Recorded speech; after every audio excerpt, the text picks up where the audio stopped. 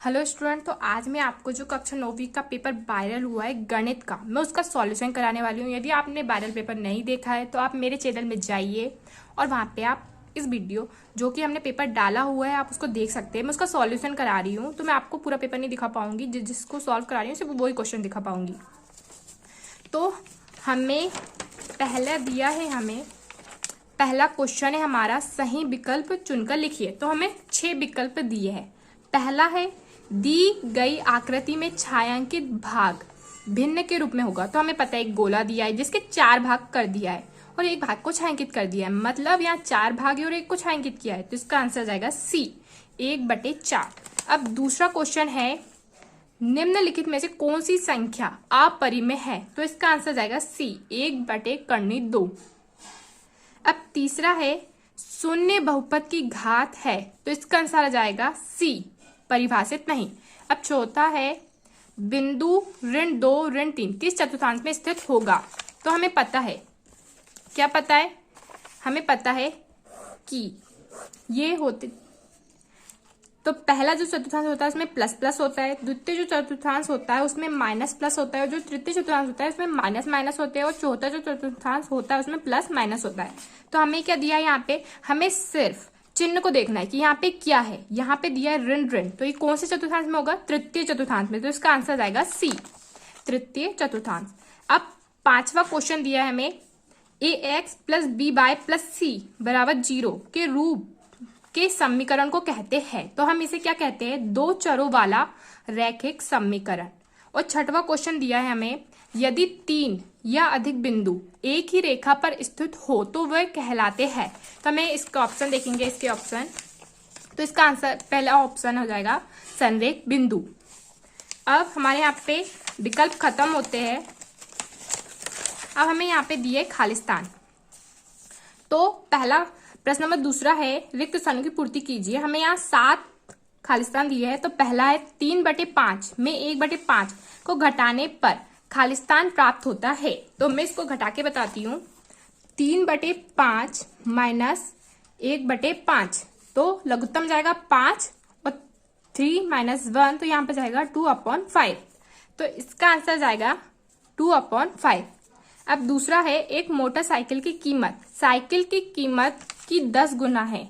यदि मोटरसाइकिल की कीमत 60,000 रुपए है तो साइकिल की कीमत क्या होगी। तो क्या करेंगे, हम मोटरसाइकिल की कीमत में से साइकिल की कीमत से 10 गुना, इसलिए हम 60,000 में से 10 का भाग दे देंगे। तो इसका आंसर जाएगा 6,000 रुपए, यानी कि साइकिल की जो कीमत होगी वो होगी 6,000 रुपए।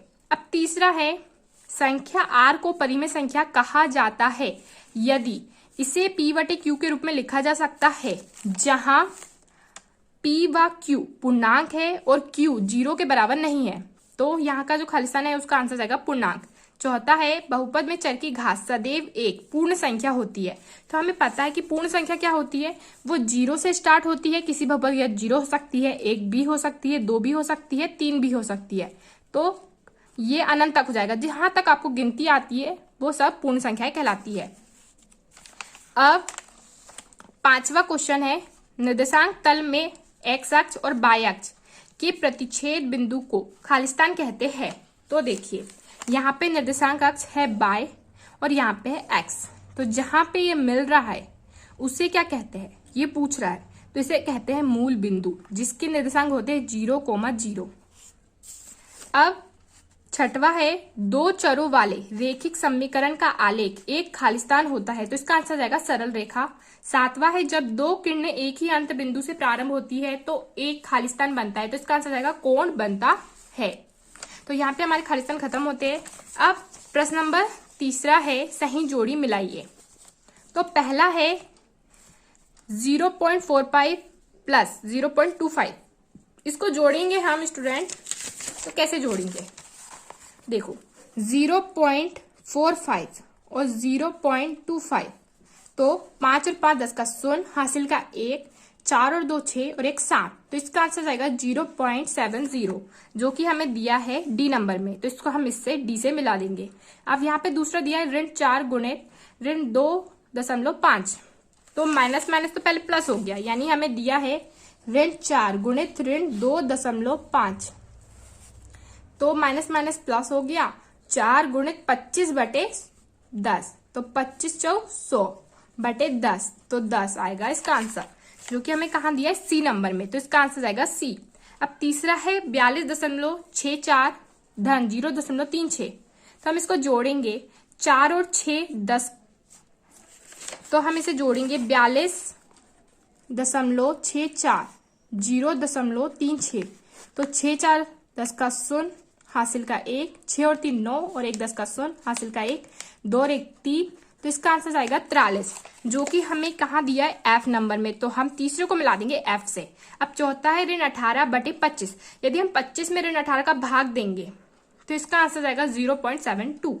अब पांचवा है 7 गुणित ऋण 15, तो 15 साथी क्या होता है, 105, तो इसका आंसर जाएगा 105। अब छठवा है 504 बटे ऋण 18, तो इसका आंसर जाएगा ऋण 28। तो यहाँ पे हमारे प्रश्न नंबर तीसरा के सारे सॉल्व खत्म होते हैं।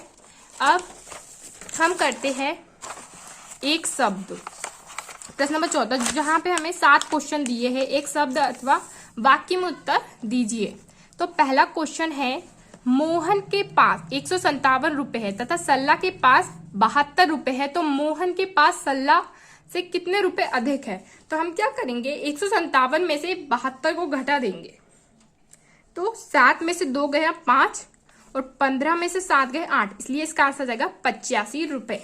अब दूसरा है, त्रिभुज एबीसी में बीसी आधार तथा एबी शीर्षलंब है, तो त्रिभुज के क्षेत्रफल को सूत्र के रूप में व्यक्त कीजिए। तो हमें इसका फॉर्मूला याद होना चाहिए, जो कि होता है 1/2 आधार गुणित ऊंचाई।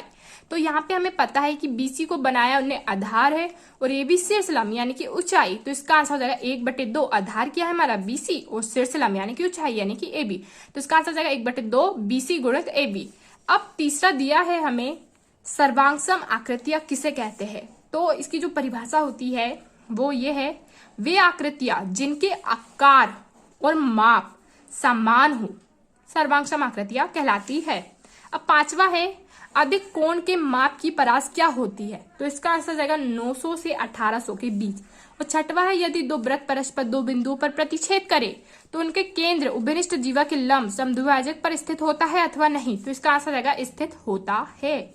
सातवां, एक शंकु की ऊंचाई एवं तिर्यक ऊंचाई क्रमशः 12 सेंटीमीटर और 13 सेंटीमीटर है, तो इसके आधार की त्रिज्या क्या होगी।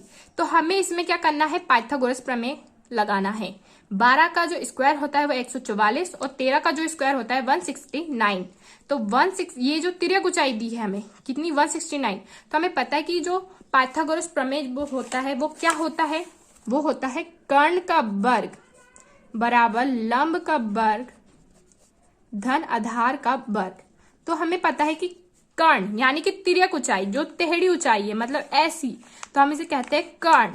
और ऊंचाई भी दी है, ऊंचाई दी है हमें 12 और यहाँ पे दी है 13, तो हमें ये ज्ञात करना है। तो ये बहुत ही सिंपल है, 13 का स्क्वायर कर देंगे जो होता है कि 169 और लंब यानी कि 12 यानी इसका हो जाएगा 144। तो 169 में से हम जब 144 को घटाएंगे तो आएगा 25 जो कि होता है 5 का स्क्वायर, तो इसका आंसर आ जाएगा 5। तो यहाँ पे हमारे सारे आंसर खत्म होते हैं।